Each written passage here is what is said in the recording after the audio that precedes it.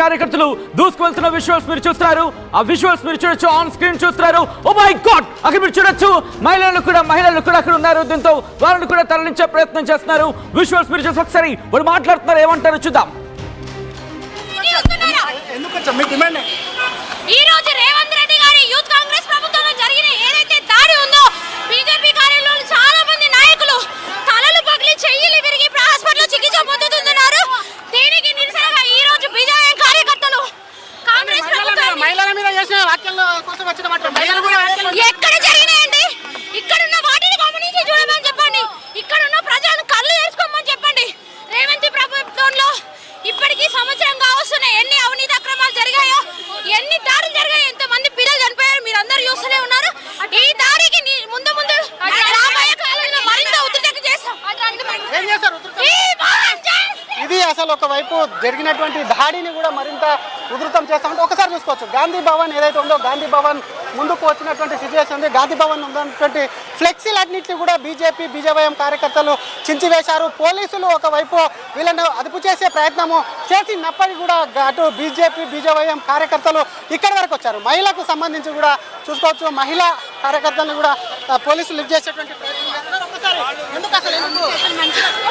ఈ రోజు ఏదైతే బీజేపీ కార్యాలయంపై జరిగిన దాడి చూసా, ఈ కాంగ్రెస్ ప్రభుత్వం చేసిన వైఫల్యాలను చూసా, ఈ రోజు బీజేపీ నాయకులు నిలదీయడానికి కాంగ్రెస్ ప్రభుత్వం చేస్తున్న దాడిలో నిరసనగా ఈ రోజు బీజేపీ వార్తల్లో నిరసన చేపట్టడం జరుగుతుంది.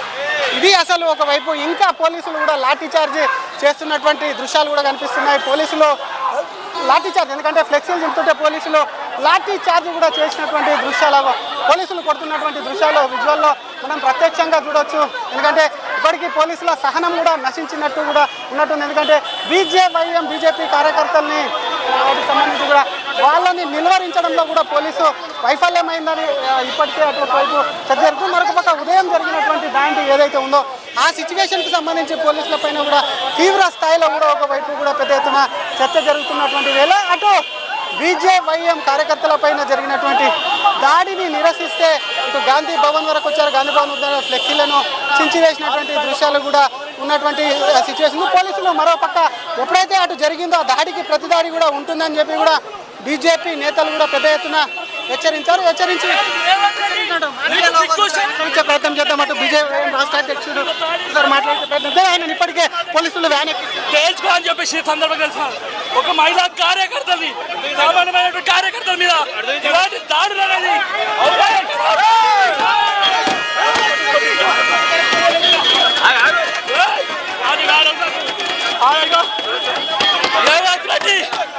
రేవంత్ రెడ్డి ఏదైతే కాంగ్రెస్ ప్రభుత్వం చేసిందో అది ముమ్మాటికి తప్పే. ఈరోజు నువ్వు ఇచ్చినటువంటి సంస్కృతి రేపటి నీకు, నీ పార్టీ కార్యకర్తలకు, నీ పార్టీ నాయకుల మీద మేము చేసి చూపిస్తామని చెప్పేసి సందర్భంగా తెలుస్తున్నాం. ఈరోజు చేసినటువంటి దాడి ఏదైతే ఉందో దాడికి సంబంధించి కూడా ప్రతి దాడి చేసేందుకు కూడా సిద్ధంగా ఉన్నాం, దానికి సమాధానం చెప్తామని కూడా అంటున్నటువంటి సిచ్యువేషన్ ఉంది. ఒకసారి బీజేవైఎం బీజేపీ కార్యకర్తలు కూడా తీసుకెళ్తున్నటువంటి దృశ్యాలు. కానీ ఇందాక చూసాం, ఒకవైపు పోలీసులు నిలువరిస్తున్నప్పటికీ కూడా గాంధీ భవన్ ముందున్నటువంటి ఫ్లెక్సీలు ఏవైతే ఉన్నాయో ఆ ఫ్లెక్సీలను కూడా చించేటువంటి ప్రయత్నం చేయడమే కాకుండా పూర్తి స్థాయిలో ఉంచారు. గాంధీ భవన్లో ఉన్నటువంటి స్టాఫ్ కూడా దాదాపుగా బయటకు వచ్చారు. ఏం జరుగుతుందని ఆ కళ్ళు తెరిచే లోపల కూడా బీజేపీ కార్యకర్తలు ఇక్కడికి వచ్చి రచ్చ చేయడమే కాకుండా కాంగ్రెస్ సంబంధించినటువంటి ఫ్లెక్సీలన్నింటినీ చించి వేయడమే కాకుండా కాంగ్రెస్ ఉదయం చేసినటువంటి దాడి ఏదైతే ఉందో ఆ దాడికి కూడా నిరసనగా అటు కార్యకర్తలు కూడా, కాంగ్రెస్ కార్యకర్తలు సైతం కూడా బీజేవైఎం వస్తున్న నేపథ్యంలో ఒకవైపు లాఠీలతో కూడా సిద్ధంగా ఉన్నటువంటి ఆ సిచ్యువేషన్ కూడా చూస్తున్నాం.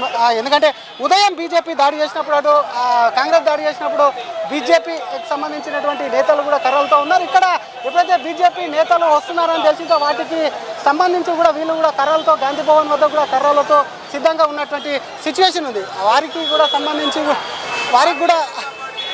కూడా ఒకవైపు చూసేటువంటి వాళ్ళతో మాట్లాడించేటువంటి ప్రయత్నం ఒకసారి చూసుకోవచ్చు. గాంధీ భవన్ పరిసర ప్రాంతాలు ఏవైతే ఉన్నాయో వాటికి సంబంధించి పెద్ద ఎత్తున పోలీసులతో కూడా అట్టుడికిపోతుంది. అటు టాస్క్ ఫోర్స్ టీం రంగంలోకి దిగింది, పిఆర్టీ టీం రంగంలోకి దిగింది.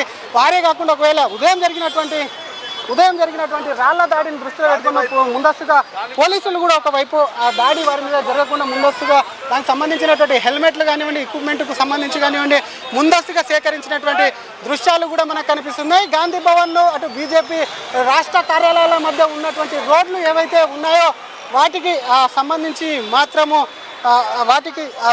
కూడా పెద్ద ఎత్తున కూడా ఒకవైపు చేసినటువంటి దృశ్యాలను ఒకసారి మాట్లాడించారు. గాంధీ భవన్ లోపల ఉన్నటువంటి నేతలతో కూడా మాట్లాడించే ప్రయత్నం చేద్దాం. ఎట్లా అసలు బీజేపీ దాడి కాంగ్రెస్ చేసినందుకు ప్రతి దాడి చెప్తుంది. భరతమాతకు జై జై అంటూ భరతమాతను బదారికిడిచిన బాడుకావులిల్లు ఈ రోజు మహిళలను కించపరిచే విధంగా మాట్లాడుతూ ఇలా వాళ్ళ నాయకుల వైఖరిని ఖండించకుండా ఇలా కాంగ్రెస్ పార్టీపై ఆఫీస్ పై దాడికి రావడం అంటే నిజంగా సిగ్గుచేటు. ఖబర్దార్ భారతీయ జనతా పార్టీ నాయకులారా, ఇలా మహిళల్ని మీరు ఈ దేశవ్యాప్తంగా ఏ రకంగా కించపరుస్తా ఉన్నారో, ఏ రకంగా అవమానపరుస్తా ఉన్నారో దానికి ఇదే నిదర్శనం అని ఈ సందర్భంగా చెప్తా ఉన్నాం.